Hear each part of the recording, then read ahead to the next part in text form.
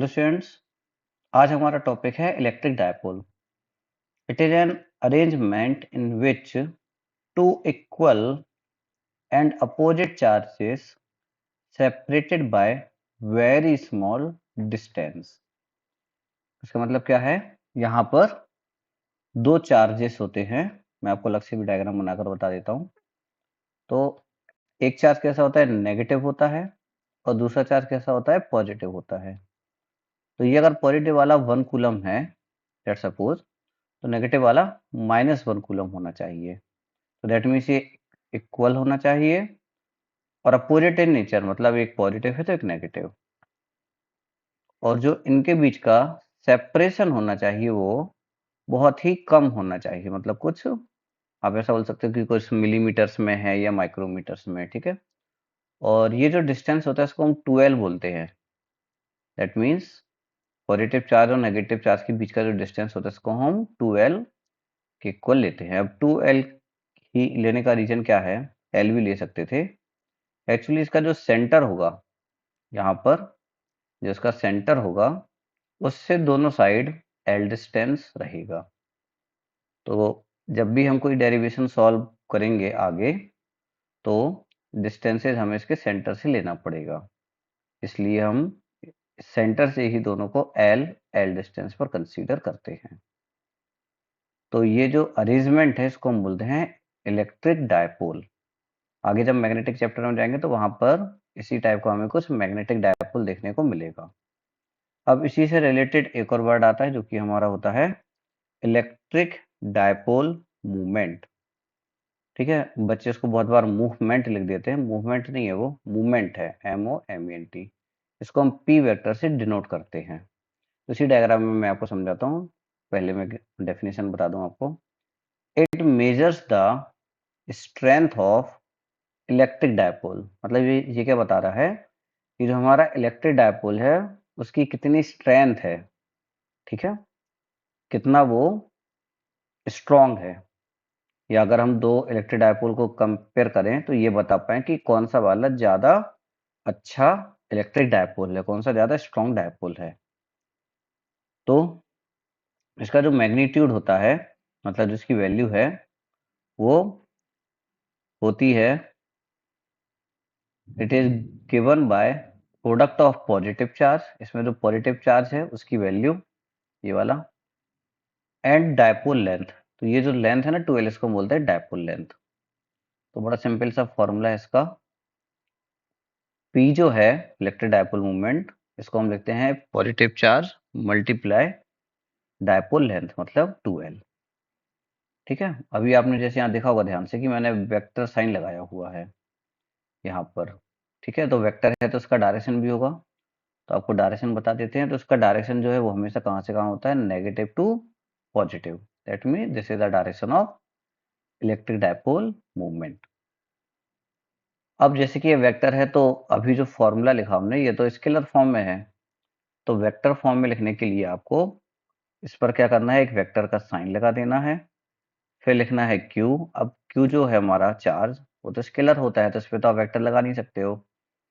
L है या 2L है तो वो भी स्केलर है, तो आप उस पर भी कोई वेक्टर का साइन नहीं लगा पाते हो। तो हमें फिर क्या करना पड़ता है? यहाँ पर इसको एक कैप के फॉर्म में दिखाना पड़ता है। ठीक है, जैसे आप P कैप लिख सकते हो, I कैप लिख सकते हो, J कैप लिख सकते हो, K कैप लिख सकते हो।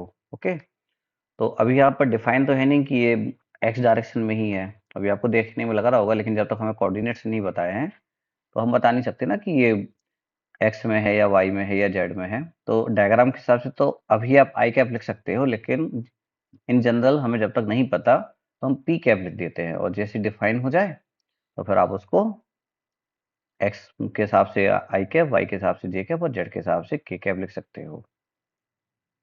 और यहाँ पर बस थोड़ा सा ये 2 के बाद L नहीं लिखा हुआ तो लिख देता हूँ मैं, वैसे यहाँ पर लिख दिया था।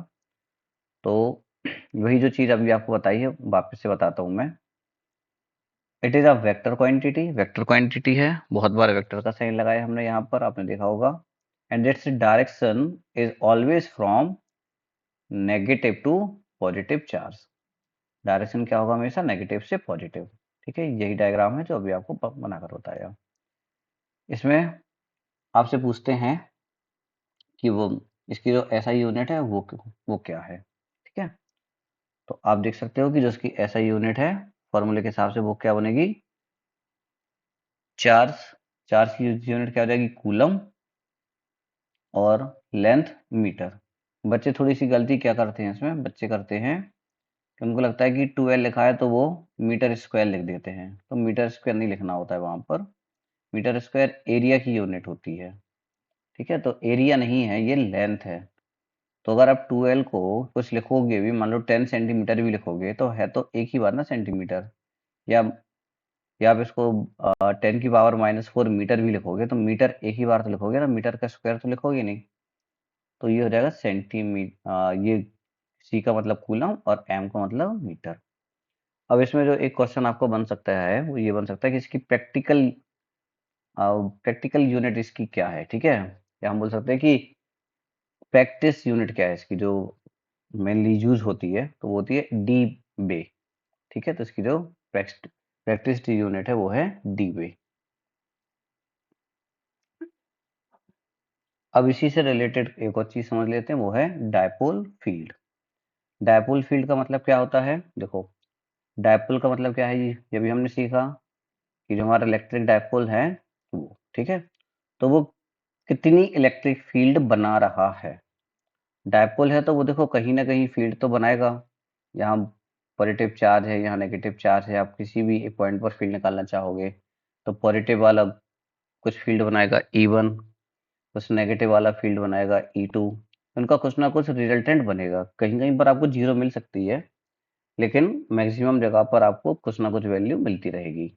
तो ये आप जिस भी लोकेशन पर बैठे हो और उस लोकेशन पर आप अगर फील्ड निकालते हो, अब आप इलेक्ट्रिक फील्ड निकालते हो, तो उसको हम क्या बोलेंगे, डायपोल फील्ड बोलेंगे। ठीक है, इसको एक बार फिर से समझते हैं, ये क्या बोल रहा है, the electric field produced by electric dipole. Electric dipole जो फील्ड इलेक्ट्रिक फील्ड बनाएगा उसको हम डायपोल फील्ड बोलते हैं। ओके, अब दो यहाँ पर इंपॉर्टेंट पॉइंट है जो आपको याद रखने हैं। पहला क्या है, total charge of an electric dipole is zero. Dipole का टोटल चार्ज जीरो है, तो जितना नेगेटिव होगा, मान लो -5 कूलम है, तो उतना ही पॉजिटिव होगा, तो आंसर आ जाएगा जीरो।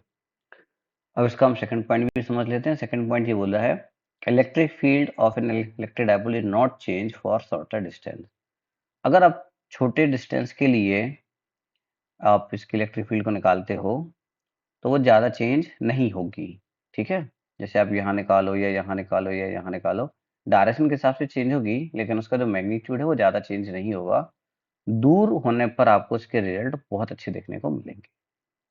तो यहाँ तक आज का हमारा पार्ट कंप्लीट हुआ। नेक्स्ट वीडियो में हम देखेंगे कि जो हमारा इलेक्ट्रिक डायपोल है वो कितनी फील्ड बनाता है डिफरेंट डिफरेंट केसेस में।